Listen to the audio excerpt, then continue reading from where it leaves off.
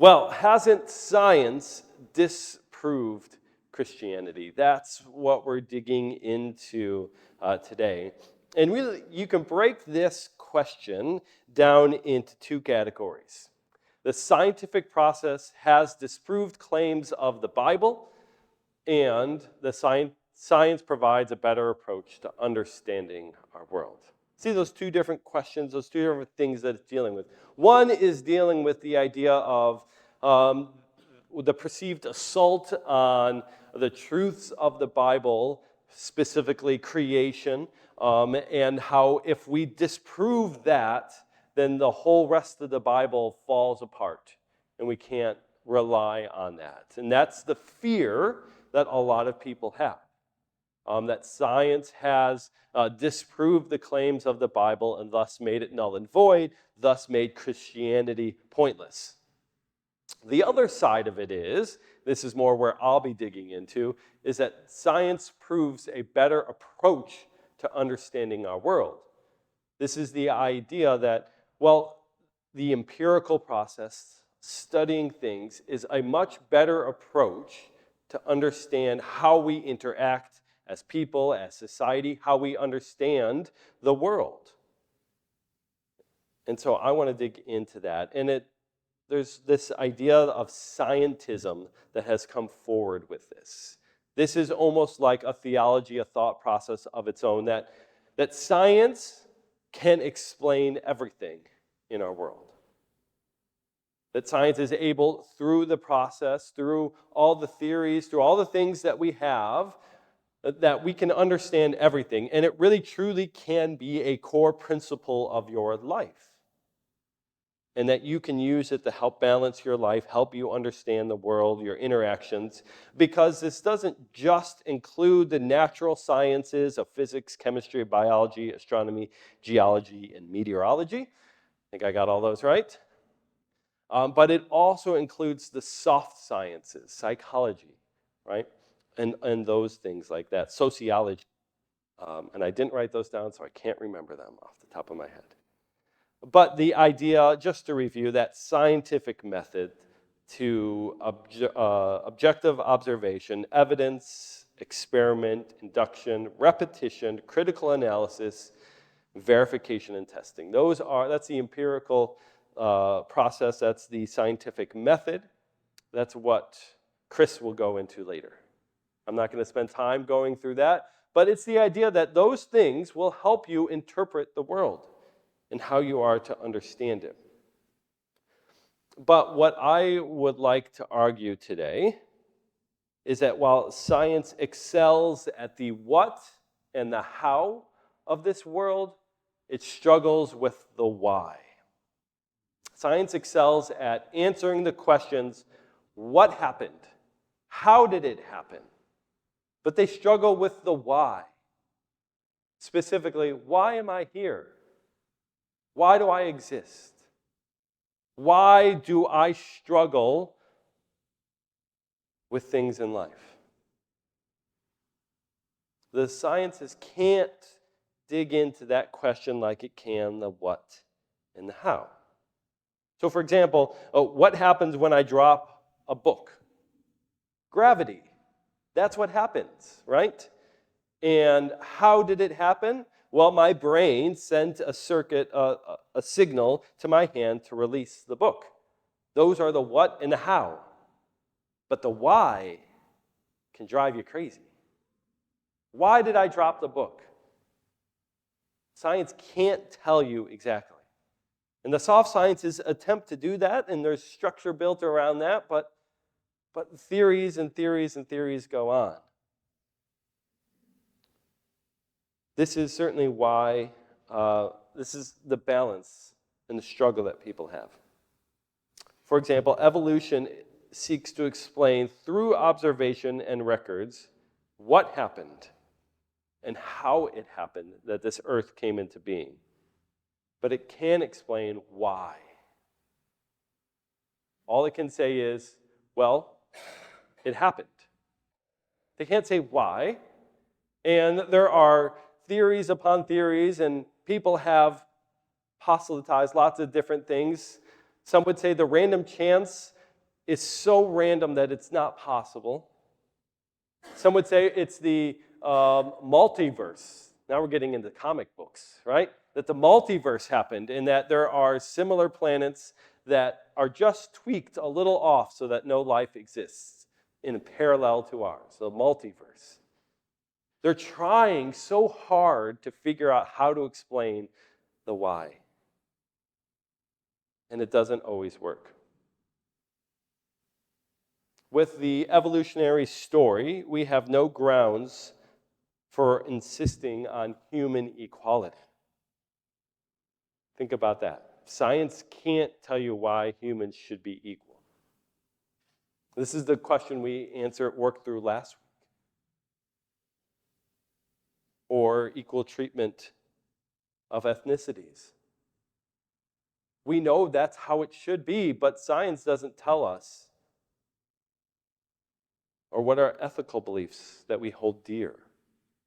The why is what it struggles with. And that's where the Bible and faith, Christianity, comes in to seek to help explain the why, to give purpose and meaning to life. But let's be honest, it struggles with the what and the how. Our Bible is not a scientific book, right? It's not a article to be reviewed and observed and verified. We talked about this a couple weeks ago about how do you interpret the Bible, right? And is everything supposed to be taken literally or not? In science, everything is taken literally. There's no wiggle room there. It literally happens or it doesn't. 0 or 1. And when it gets off that scale, science gets really messy and really confusing.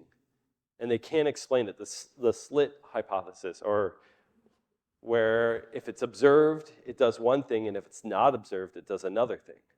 See, I know just barely enough science to be dangerous, but not enough.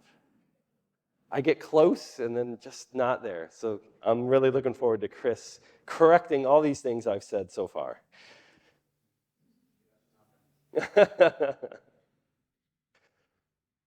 The Christianity helps us understand why. Why are we here? Because God loves us.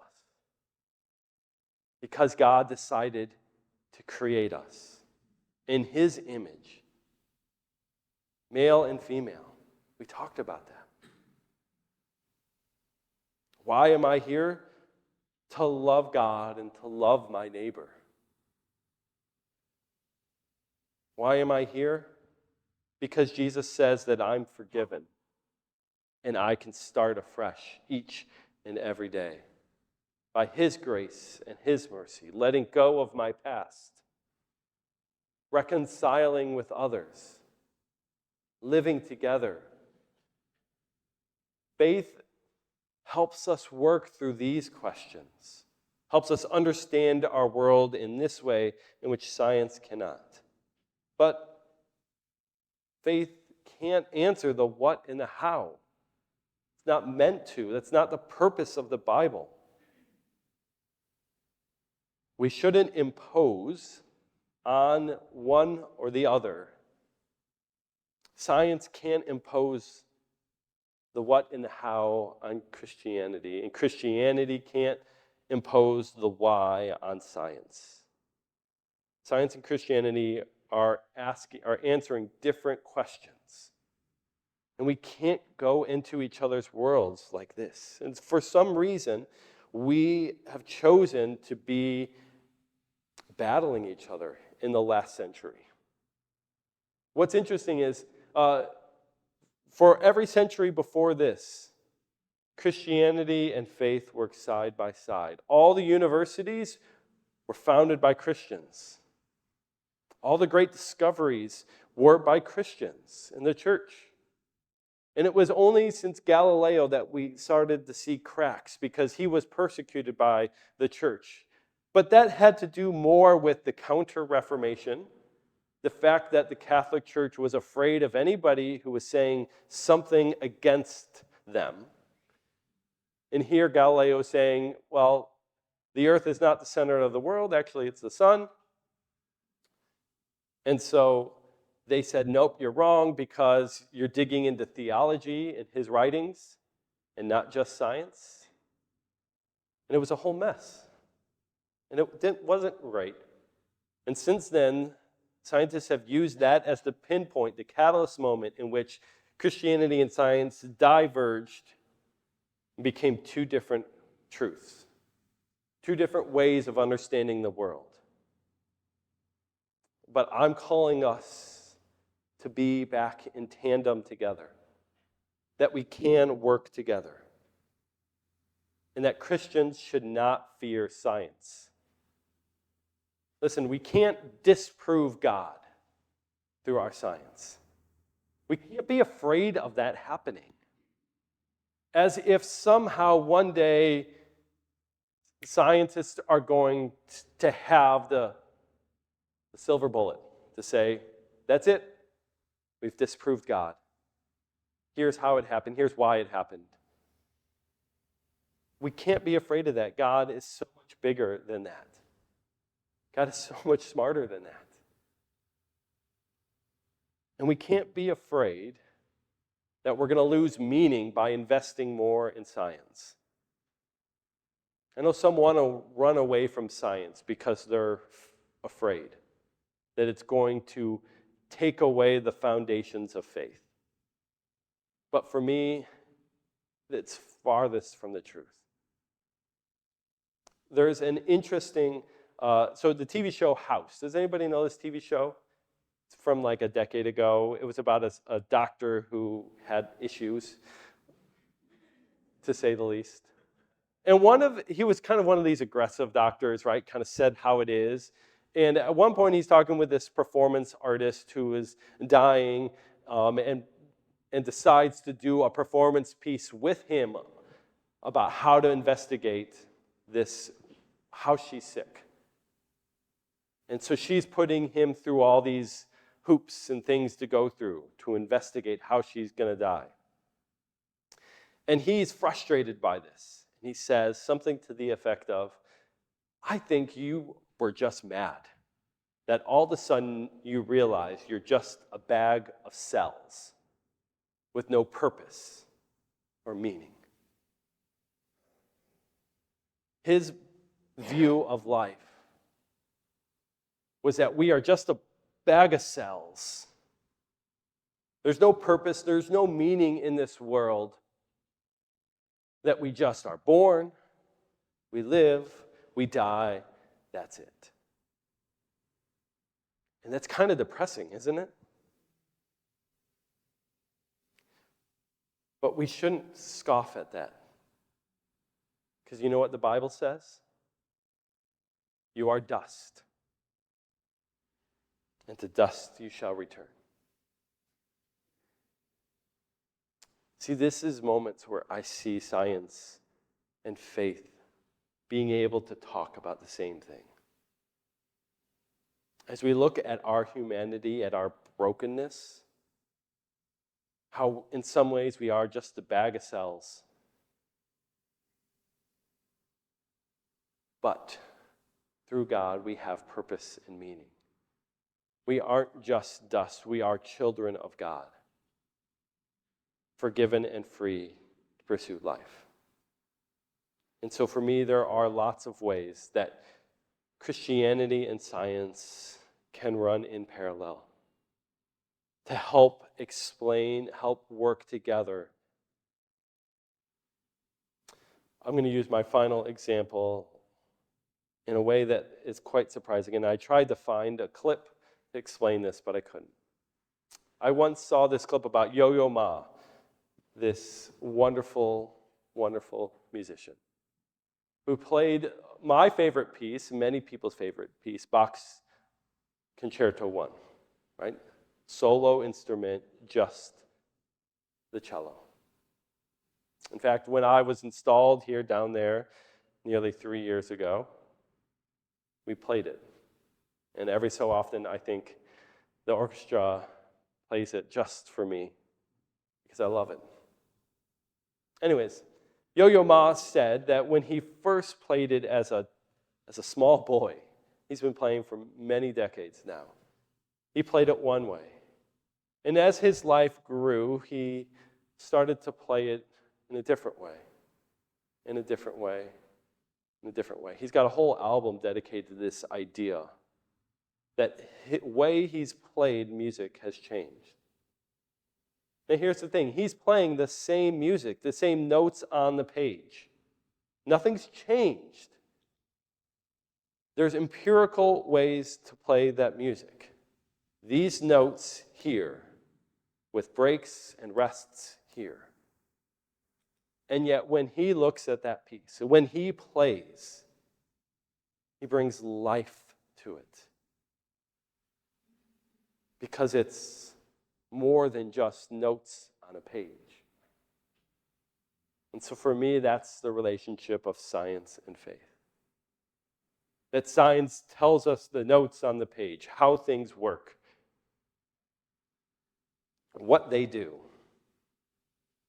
And when we read those, we can see the faith and life of our Creator God in it. The beauty that it brings, the imperfection that is in performance, the swells, and the emotion in it. That's what science and faith can do together. When you look through a lens and see life in its smallest scale, when you look out into the sky and you see the grandness of the galaxy, you can't help but see life and faith together. And I think God does wonderful things and calls us to create, to explore, to see his mastery, so that we might see life in ourselves and the hope that he gives to us when he says, I love you. So now I'm going to pass it on to Chris here to share a bit about his life as a scientist and hopefully do a better job of explaining science than me.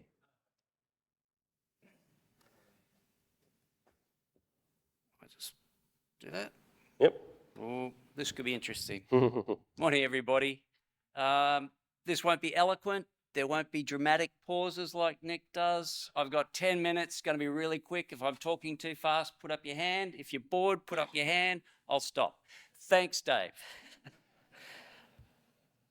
Okay, so this is what I do. For those of you who don't know, I work on malaria. I wrote this talk on the way back from Malaysia. I'm working in Malaysia on a new malaria form that's come from monkeys. It's called Knowles eye malaria, and they basically got rid of malaria in Malaysia, and suddenly we've got this new monkey malaria. So I'm working with the Malaysian soldiers trying to work out why they're getting it, where it's coming from, which mosquitoes are doing it. And the other thing on the right-hand side, the other fun thing I do, and I'm sure some of you would like me to teach you how to do this, I pull the heads off mosquitoes because I'm trying to get the salivary glands. So that thing in the top left-hand corner, that's the mosquito salivary gland. That's where the malaria gets into, and when they bite you, it injects into you. So if you want to learn how to pull the heads off mosquitoes, I can help. So I wrote this talk on the plane coming back, and then 2 o'clock last night or this morning, I rewrote this talk, completely different. So it's either going to be divine inspiration or the ravings of a madman. So I'll let you decide. Okay, science is all about perspective. I don't know if you can see that date. Can anybody see those dates there? And can anybody tell me what those dates are about, what they are, what they mean? We'll sack the pastor if he can't tell me what this is about. So, anybody know? 1861 to 1865. American War of Independence. Oh, sorry, the Civil War. Okay, so... No. So we're talking about perspective. So we're think about those soldiers on the ground at Gettysburg. They're all fighting. If they saw this plane fly over, what are they going to see? Are they going to see science, or are they going to see a miracle? A miracle. Yeah, they can't conceive something like that. When we look at that plane, what do we see? Science or a miracle? Science. Simple. We know that. This is a plane that's designed to travel faster than the speed of sound. What happens when you're traveling at the speed of sound? get one big, huge boom if you're trying to be quiet and not let anybody know you're coming. Is that a good thing? Of course not. So we want to be quiet. So we've developed this plane so that it doesn't make a sonic boom. Science, simple. Everybody can understand that. If we don't know the mechanics of how the plane works, we understand the science, yeah? It's perspective. Those guys back in 1861 had no hope of understanding that scientific principle. It was a miracle. And that's the problem scientists and people and Christians have today. If you think something's a miracle, it can't possibly be science. If something can't be explained, it can't be science. As far as I'm concerned, that's rubbish. It's something we just haven't worked out yet. And my premise is that God is the supreme scientist. He understands it all. He knows how it works. So we have these conflicting views, like Pastor Nick was saying. We've got God out here and he created everything, and we've got science saying, no, it was all done through evolution. I don't have a problem with any of that. I don't see that they are conflicting. I see that they work perfectly hand in hand. So there's no need for nuclear explosions. We can work together. Evolution works. This is evolution. You probably can't see it, but these are the heights of men from the dates here from 1810 on your left-hand side up to 1980. So we've got 4 nations. Doesn't matter what they are. Australia's in there, and the Netherlands. I believe Netherlands is the tallest average people in the world. So it's the one at the top. So what you can see on the left-hand side, back in 1810, people were a lot shorter than they are now. So nobody's going to dispute that. These are facts. You can't dispute that. We've been keeping records. We know. That's evolution. Because of the pressures that our society and the world and that we live in, it has created this set of data. We don't get as sick as we did. We've got medicine. We've got better food. There's no third world countries. I'm sure if I put some PNG up here, that may not be the case. But in this case, this is evolution working. So evolution absolutely works. But does it explain everything? You've probably heard me talk about this creature before. It's a tardigrade. So it lives in the moss. The biggest ones get to about 0.5 centimetre big. Really ugly looking thing, but super cool. So it can withstand temperatures up to cold temperatures down to minus 270 degrees, hot temperatures up to 150 degrees, pressure 6 times greater than you'll find at the bottom of the ocean. It can withstand ionizing radiation, that would kill us. We send it into space. It lives through the vacuum of space. It undergoes, this is a really good word, it just means that it can freeze and come back to life, okay? It just goes into hibernation. Now, can anybody tell me anywhere on Earth where all of those conditions exist all at the same time? There isn't. So what evolution would tell you is that this animal came to be and was able to do all of these things because of the pressure that was put on it by the environment it lived in. So is that the case? No, that's rubbish. So evolution can explain things up to a point. Not this. This is just straight creation. It did not evolve. God created that. So that's the first part about what we're going to do. Today we're going to do a science experiment while we're here. I only have 10 minutes, so that's why I'm talking really quickly, but we're going to do a science experiment. You're all involved. So the way a science experiment works, we have a hypothesis. So the hypothesis is there is a God. He's the God creator, and for me, he's the greatest scientist. We're going to test the hypothesis by observations. So I'm going to give you some observations that people have espoused, put forward, written down, and we're going to look at that hypothesis in regard to those observations. And it'll be a scientific evaluation. It's the way scientists work. I do some experiments, I write a paper, I send it out, people review it. They've never done those experiments, but they trust that what I'm telling them is true, and they look at their view on things, all of the literature involved in that, and then they make a decision, say, yep, you can publish that paper, it's true. That's what we're going to do today. Okay, so here's our hypothesis. There is a creator God, and I'm adding the bit at the bottom that he's a supreme scientist. First fact, that science knows this to be true. 13.7 billion years ago, a gargantuan burst of energy.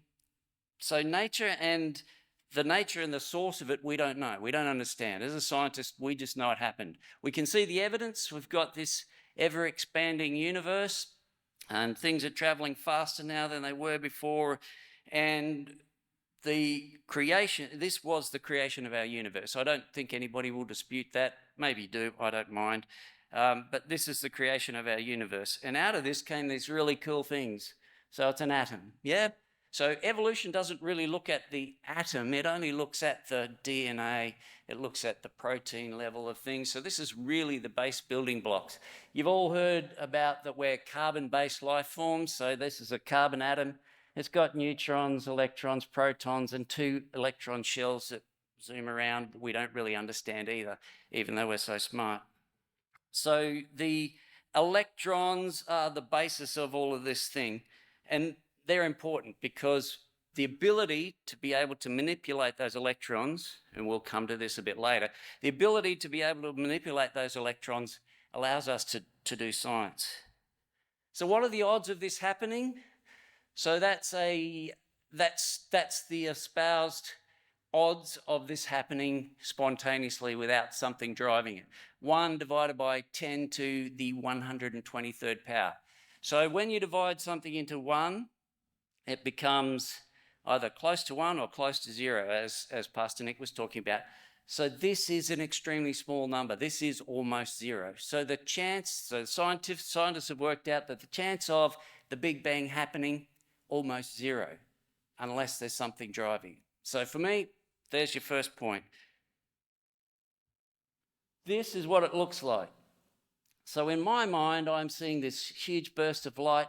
I'm seeing things come into being. I'm seeing this Goldilocks planet down here where life forms. I'm seeing the Earth, and here we are.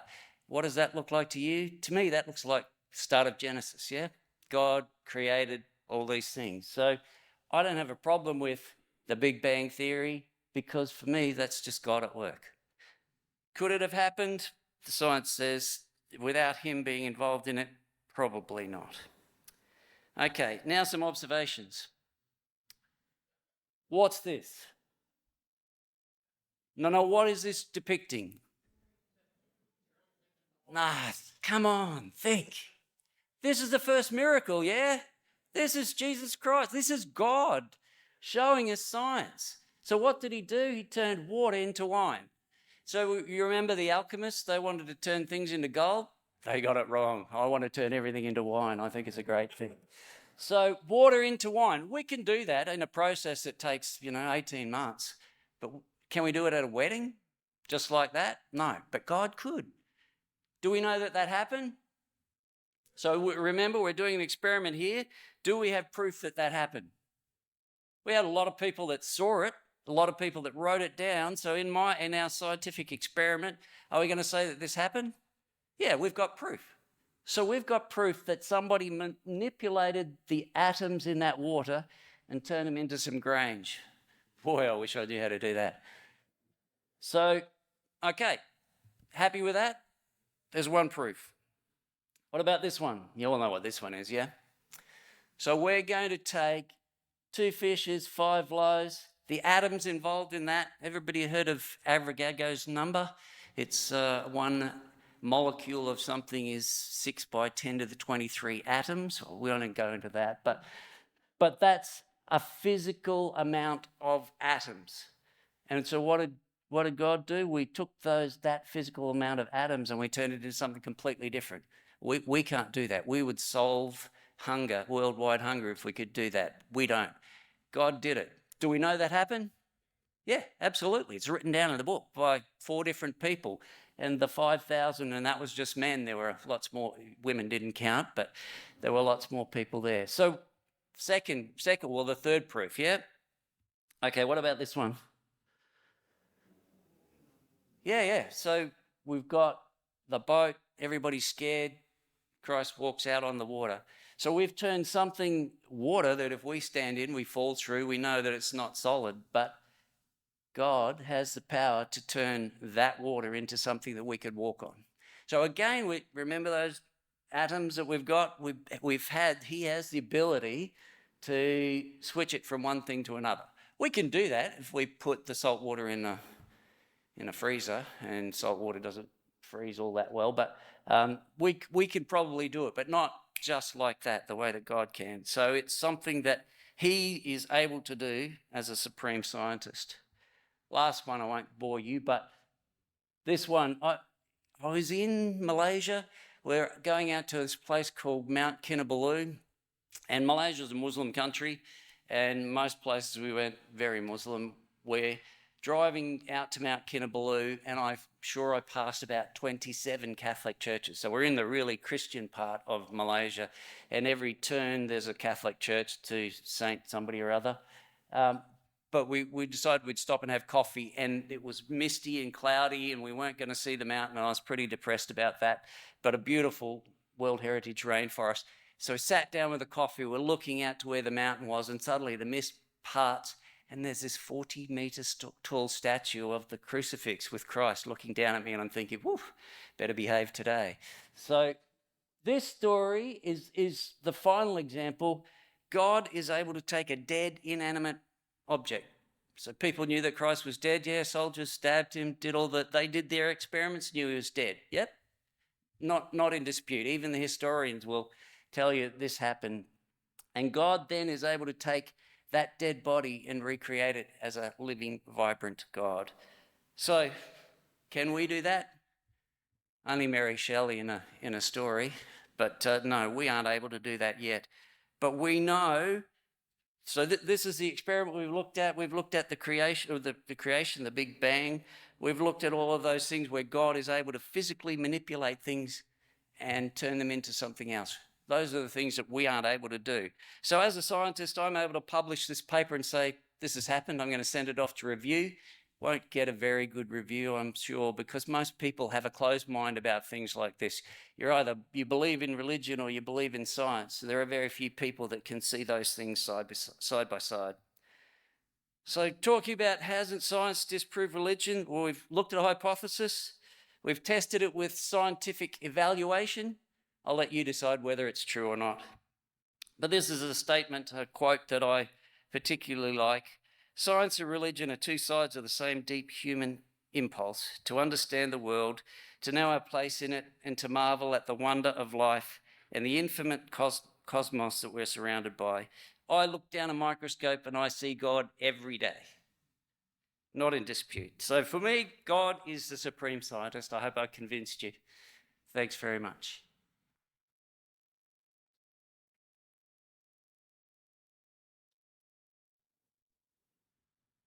Thank you, Chris, for that. That was great. And you didn't talk too fast. I understood everything, and I'm an American, so, a miracle, a miracle. It's a miracle you understand me. Thank you. Yes, science and Christianity can run in tandem together. And I just want to encourage everybody, don't be afraid. Don't let fear get into you about what science can do. It cannot disprove God. We don't need to fear that. What I want you to do, and I hope you realize, is how we understand the world in different ways. And then sometimes we understand them together. And we help each other out in that. We're not opposed to each other. We're working in tandem. And so all our kids are out, but I would encourage our kids, be a scientist. Go explore God's creation. Go look and investigate, because God wants us to. He gave us that spirit to investigate, to be curious, to create. He gave us that spirit. Why should we be afraid of it? So we should go explore and know this world. Amen.